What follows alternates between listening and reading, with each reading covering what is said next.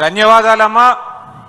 ఇప్పుడు యోగా ఆంధ్రప్రదేశ్ గురించి మాట్లాడడానికి 3 సార్లు పర్చూర్ నియోజకవర్గం నుంచి ఎమ్మెల్యేగా ఎన్నికైనటువంటి శ్రీ ఏలూరు సాంబశివరావు గారిని మాట్లాడాల్సిందిగా కోరుతున్నాం. ఆయన ఉమ్మడి ఆంధ్రప్రదేశ్లో యోగా అసోసియేషన్కి ప్రెసిడెంట్గా కింద కూడా చేశారని చెప్పి సందర్భంగా తెలియజేస్తున్నాం.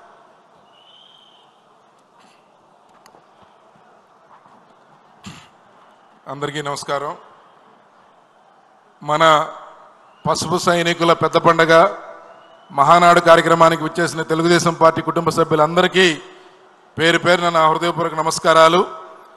అలాగే 47 సంవత్సరాల ప్రజా జీవితంలో 4 సార్లు ముఖ్యమంత్రి పదవిని అధిష్ఠించిన మన అందరి ప్రీతమ నాయకులు, తెలుగు జాతి అభ్యున్నతి కోసం, తెలుగు జాతి యొక్క ఉన్నతి ప్రగతి కోసం నిరంతరం పనిచేస్తున్న నిత్య కృషివలుడు, స్వర్ణాంధ్రప్రదేశ్ నిర్మాత, నిరంతర శ్రామికుడు మన ప్రీతం ముఖ్యమంత్రి వర్యులు శ్రీ నారా చంద్రబాబు నాయుడు గారికి ప్రత్యేక కృతజ్ఞతలు తెలియజేస్తా ఉన్నాను ఈ అవకాశం కల్పించినందుకు. అలాగే స్వర్గీయ నందమూరి తారక రాముని ప్రేరణతో చంద్రబాబు నాయుడు గారి మార్గదర్శకత్వంలో తీర్చిదిద్దబడిన తెలుగుదేశం పార్టీ భవిష్యత్ ఆశాకిరణం మన యువ నాయకులు శ్రీ నారా లోకేష్ బాబు గారికి ప్రత్యేక ధన్యవాదాలు, కృతజ్ఞతలు తెలియజేసుకుంటూ, ఈరోజు ఒక రాజకీయ పార్టీ సభలో యోగా మీద ఒక తీర్మానాన్ని, రాజకీయ తీర్మానం ప్రవేశపెట్టడం అనేది దేశ చరిత్రలోనే ఒక అరుదైన సంఘటన. ఎందుకంటే తెలుగు జాతి ఉన్నతంగా ఎదగాలి, ప్రజలందరూ కూడా సుఖ సంతోషాలతో ఆరోగ్యవంతంగా ఉండాలని పరితపించిన వ్యక్తి మన నాయకుడు చంద్రబాబు నాయుడు గారు. అందుకే ఈరోజు ఒక రాజకీయ పార్టీ సభ అయినప్పటికీ యోగా ద్వారా మనందరి జీవితాల్లో ఒక మెరుగైన ఫలితం వస్తుందని చెప్పి నమ్మి వారు ఈ తీర్మానాన్ని ఇక్కడ పెట్టడం జరిగింది. అలాగే మీ అందరికీ తెలుసు, యోగా అనేది మన భారతదేశంలో పుట్టింది 5000 సంవత్సరాల క్రితం పుట్టి ఋగ్వేదంలో కూడా యోగా గురించి మెన్షన్ చేయబడి ఉంది. తర్వాత మన దేశానికి ఎంతో కీర్తి ప్రఖ్యాతులు తీసుకొచ్చింది ఈ యోగా అనేది. ఇది యోగా అంటే సాధారణంగా కొంతమంది అనుకున్నట్టు తల్లకిందులుగా తపస్సు చేయటమో లేకపోతే గట్టిగా శ్వాస బిగబట్టి ఉంచటమో కాదు. యోగా అంటే మన శరీరానికి, మన ఆత్మకి, మన మనస్సుకి మధ్య ఒక అనుసంధానం చేసే ఒక ప్రక్రియ అని చెప్పి ఈ సందర్భంగా మీకు తెలియజేస్తా ఉన్నాను. యోగా అనేది సంస్కృతంలో యుజ్ అనే పదం ద్వారా ఇది ఉద్భవించింది. వైయుజే అంటే కనెక్షన్. మన మైండ్కి, బాడీకి, అలాగే ప్రజలకి, అలాగే ప్రకృతికి మధ్య మనం ఒక వ్యక్తి, ఒక మనిషి సంబంధాన్ని పటిష్టపరచుకోవటమే ఈ యోగా ప్రక్రియలో భాగమని చెప్పి సందర్భంగా తెలియజేస్తా ఉన్నాను.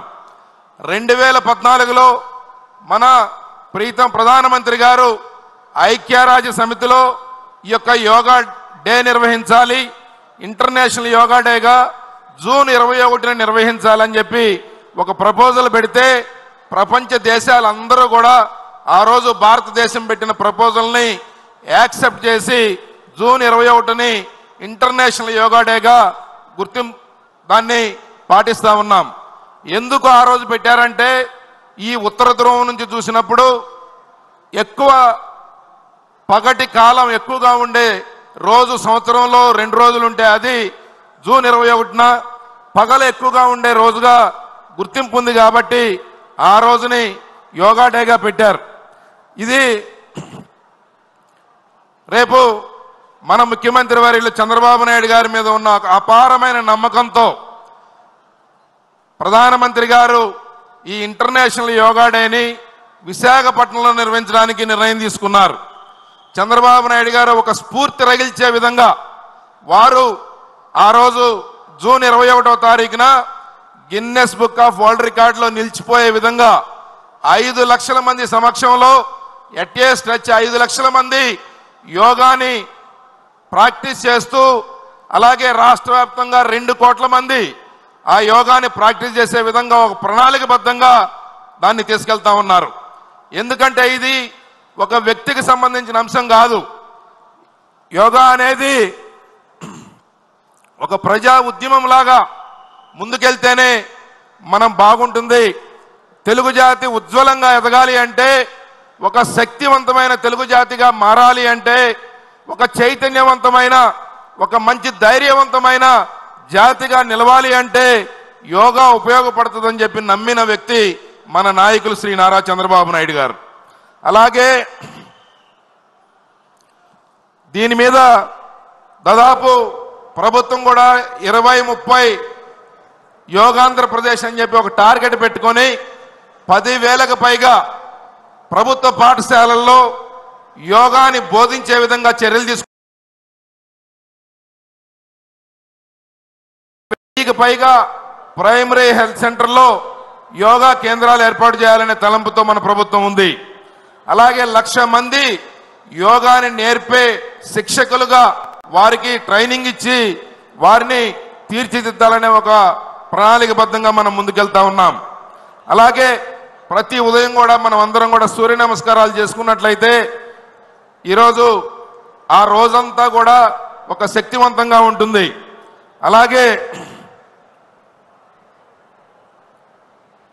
చివరిగా యోగా అనేది మన సాంప్రదాయం. ఒక ఆరోగ్యవంతమైన శక్తివంతమైన జాతి నిర్మాణం కోసం యోగా అనేది ఖచ్చితంగా ఉపయోగపడుతుంది.